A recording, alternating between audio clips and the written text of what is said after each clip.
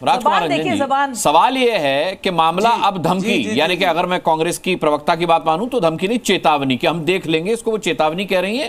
हालांकि सत्ता पक्ष मानता है कि वो धमकी दे रहे हैं राहुल गांधी। सवाल यह है कि सत्ता पक्ष लगातार कहता आया है कि इस तरीके से विपक्ष जो एसआईआर पर सवाल उठा रहा है, चुनाव में धांधली, वोट चोरी, चुनाव आयोग को कटघरे में खड़े करने की जो स्ट्रेटेजी आप लोगों ने प्लान आउट की है, यह देश को बांग्लादेश के रास्ते पर ले जाने वाली स्ट्रेटेजी है। जबकि विपक्ष का यह मानना है कि सत्ता पक्ष देश को तालिबान की तरफ ले जा रहा है, तालिबानी रूट पर ले जा रहा है, चुनाव आयोग जो कर रहा है वो तालिबानी है। सवाल यह उठता है कि क्या अब देश के अंदर चुनाव की जो जंग है वो अब धमकी देने तक आ पहुंची है? क्या देश को बांग्लादेश के रास्ते पर ले जाने की बहस शुरू होगी, तालिबान के रास्ते पर ले जाने की बहस शुरू होगी? क्या ये चाहते हैं आप लोग? अनुराग जी, देखिए, इन बातों को अगर समझना होगा तो रविवार को जो चुनाव आयोग के द्वारा पीसी किया गया, उस पीसी के संदर्भ को पूरे विवेचन के आधार पर समझना होगा। जो प्रश्न आपके पत्रकार मित्र उनसे पूछे, उनके जवाब किस तरह से दिए गए, उनसे जाहिर होता है कि चुनाव आयोग मनमानी कर रहा है, चुनाव आयोग धमकी दे रहा है, चुनाव आयोग लगातार कह रहा है, चुनाव आयोग जनता की, आम जनता की समस्या को समझ नहीं पा रहा है। देखिए, चुनाव आयोग पर संशय क्यों होता है, चुनाव आयोग क्यों ऐसा कर रहा है, चुनाव आयोग को जो हलफनामा सुप्रीम कोर्ट को देना चाहिए क्यों नहीं दिया? लगातार चुनाव आयोग जो मनमानी कर रहा है, बिहार की जनता, आम जनता त्रस्त है। देखिए, रविवार का दिन छुट्टियों का दिन होता है, एक संवैधानिक संस्था है चुनाव आयोग। रविवार के दिन क्यों चुना गया? पहला प्रश्न तो यह है। उसी प्रश्न से उत्तर निकलता है क्योंकि वोट जन अधिकार रैली यात्रा जो शुरू हुई, उसे भयभीत होकर चुनाव आयोग इस तरह से प्रेस कॉन्फ्रेंस कर रहा है जैसे लग रहा है कि जेडीयू और बीजेपी के प्रवक्ता बोल रहे हैं। हाँ भाई, एक संवैधानिक संस्था को उन प्रश्नों के उत्तर देने चाहिए। नहीं करता है तब दिक्कत होती है। लोकसभा के विपक्ष के लीडर राहुल गांधी ने जवाब दिया है तब दिक्कत हो रही है। बिंदुवार ढंग से जिस तरह से उन्होंने बड़े प्लेटफॉर्म पर मीडिया के सामने जो प्रश्न पूछे थे, चुनाव आयोग को उन प्रश्नों को बिंदुवार जवाब देना चाहिए। यह देश का मसला है, संवैधानिक संस्थाओं की विश्वसनीयता का मामला था। एक गंभीर सवाल जवाब जब किया गया, प्रश्न किया गया, तो उसके उत्तर गंभीर रूप से देने चाहिए। लेकिन चुनाव आयोग के द्वारा किस तरह के जवाब दिए जा रहे हैं, हास्यास्पद है। क्या बिहार की आम जनता, 7 करोड़ से अभव ऊपर की जनता जो है, क्या यह नहीं जानती है कि आपने एसआईआर की प्रक्रिया बिहार में किस तरह से पूरी की है? क्या आपकी विश्वसनीयता नहीं खो जाएगी कि आम जनता, देखिए, बिहार की जनता चौक चौराहे पर, पान की दुकान पर, चाय की गुमटी पर पॉलिटिकल इतना अवेयर होते हैं कि वो जानते समझते हैं सारी सही बात। चुनाव आयोग की सारी पीसी को उन्होंने देखा है और चुनाव आयोग यह कह रहा है कि हमने पूरी प्रक्रिया से किया है। क्या सबके घर बीएलओ गया, सबका साइन हुआ है? निसंदेह नहीं। एक जगह सबको बुलाकर सबका भाई, आपका बीएलए तो जा सकता है, ऐसी तमाम जानकारियां, देखिए, तमाम वहां के मीडिया ने जानकारी दी है, देश ने देखा है। आपका बीएलए तो जा सकता है। वही देखिए बिहार की स्थिति। आपका बीएलए क्या कर रहे हैं, क्या कर रहे हैं? आपका बीएलए तो जा सकता है भाई। देखिए, बीएलए पर आरोप मत लगाइए, संवैधानिक संस्था चुनाव आयोग है, चुनाव आयोग की जिम्मेदारी है, उसकी जिम्मेदारी है, रजिस्टर कराया। यह संविधान आम जनता को अधिकार देता है, उस अधिकार से चुनाव आयोग वंचित अच्छा, मैं लौटता हूं। कौन सी ताकत रोक रही है बताइए?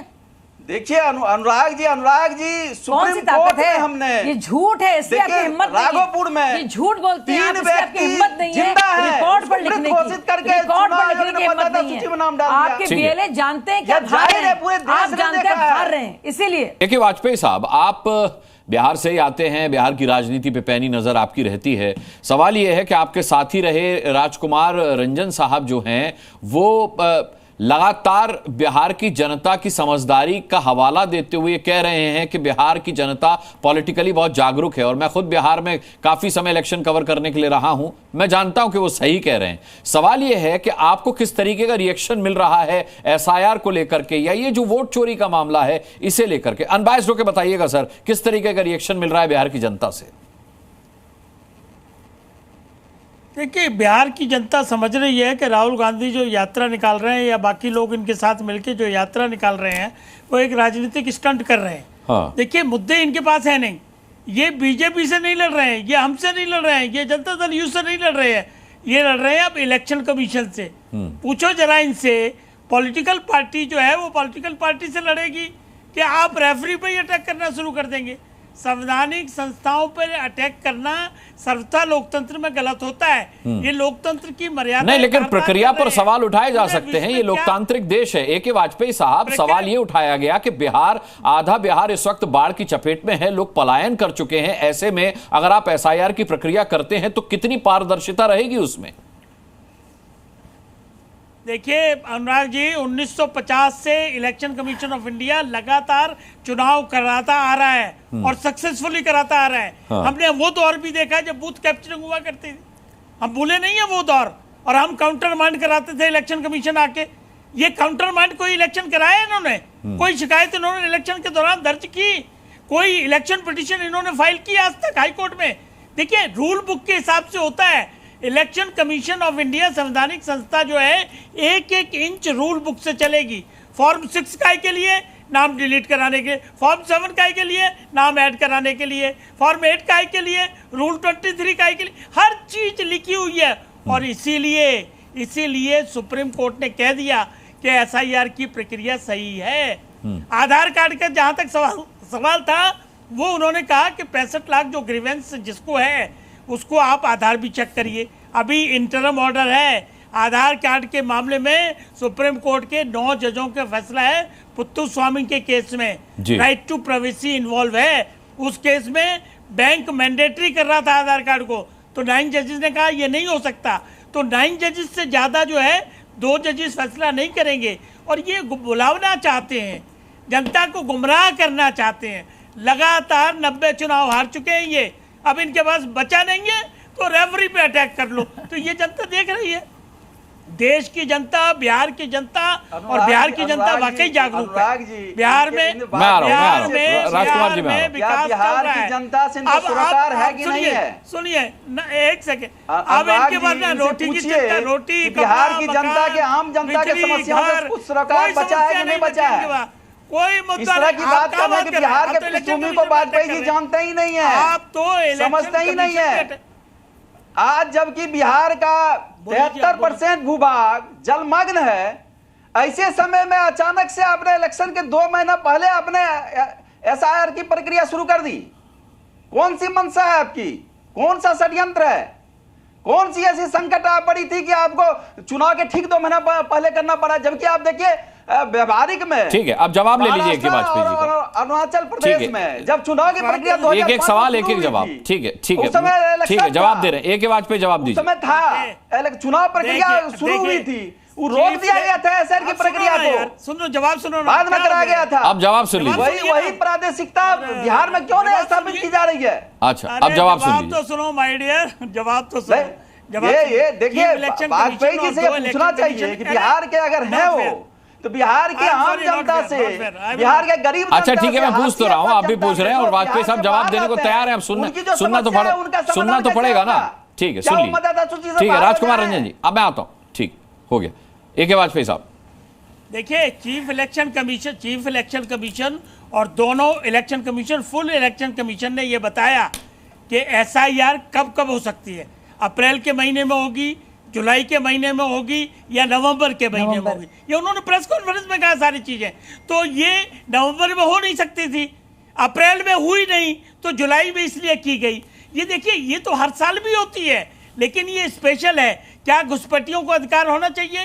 क्या मरे हुआ आदमी वोट डाल सकता है? क्या जो आदमी घर छोड़ के चला गया वो वोट डालेगा क्या? यही सारी की लिस्ट बनी है और अभी ड्राफ्ट लिस्ट है। अभी 15 दिन गुजरे। ये वाजपेयी जी क्या 1 साल पहले एमपी का चुनाव, जो लोकसभा का चुनाव हुआ था, उसमें याद नहीं आया था क्या उस समय सब सही था? बातों में कोई दम नहीं है। सही था, अभी कैसे कोई दम नहीं है आपकी बातों में, कोई दम नहीं है। ठीक है, मैं अनंत विजय से पूछता हूँ किसकी बातों में दम है। मैं अनंत विजय से पूछ लेता हूँ। ठीक है, मैं अनंत विजय से पूछ लेता हूँ। वाजपेयी जी अगर घुसपैठिए थे तो घुसपैठिए आए तो सुप्रीम कोर्ट में हलफनामा में क्यों नहीं बताया कितने घुसपैठिए आए? ब्लॉक लेवल पर, नगर पालिका लेवल पर, जिला स्तर पर आप ये चिपकाते हैं ना कि इस ब्लॉक लेवल पर, बूथ वाइज लेवल पर कितने घुसपैठिए हैं। वो कहां गया डाटा? चाहे घुसपैठिया के नाम पर आप दलितों और पिछड़ों और अल्पसंख्यकों को मतदाता सूची से बाहर करना चाहते हैं, और जो मजदूर दिल्ली से बिहार से बाहर है उनका क्या होगा? क्या वो टेक्निकल रूप से इतना समृद्ध है कि वो मोबाइल पर आप इसका जवाब किससे चाहते हैं, कि वाजपेयी से या शाजिया से? ये ना सबूत लेके जाइए, सबूत सबूत सबूत, सबूत के अलावा कोई बात नहीं। झूठ बोलना बड़ा आसान है, सबूत देना मुश्किल है। सबूत है। जो फर्जीवाड़े के आधार पर, फर्जीवाड़े के आधार पर राहुल गांधी ने जो फर्जीवाड़ा किया है उसकी पोल खुल गई है भाई। बोलते रहिए, बोलते रहिए, हलफनामा साइन कीजिए, बीएलए से कहिए लेकर जाए। आपकी खुल गई है, बताया बाकायदा, जैसे किसकी पोल खुली है और किसकी बातों में दम है। मैं अनंत विजय से इस सवाल का जवाब पूछता हूँ। ठीक है, अनंत विजय जी भी हमारे साथ हैं। अनंत विजय, खुल गई है। ठीक है।